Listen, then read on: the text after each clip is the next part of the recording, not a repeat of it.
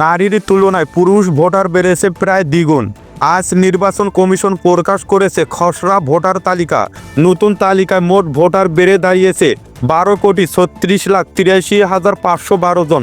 এ হালনাগাদে নতুন ভোটার যুক্ত হয়েছেন 18,33,352 জন। এবার পুরুষ ভোটারের সংখ্যা নারীদের তুলনায় প্রায় দ্বিগুণ বৃদ্ধি পেয়েছে।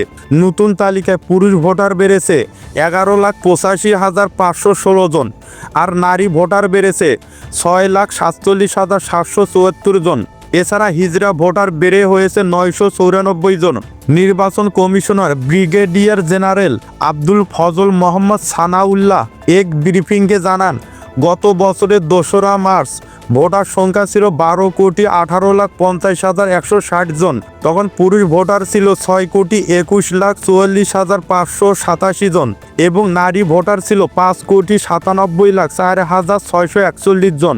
কমিশনের তথ্য অনুসারে চূড়ান্ত ভোটার তালিকা প্রকাশ হবে আগামী 2রা মার্চ। এর আগে 17 জানুয়ারির মধ্যে যে কেউ দাবি বা আপত্তি জানাতে পারেন। নির্বাচন কমিশন জানিয়েছে, আগামী 20 জানুয়ারি থেকে বাড়ি বাড়ি গিয়ে হালনাগাদ কার্যক্রম শুরু হবে।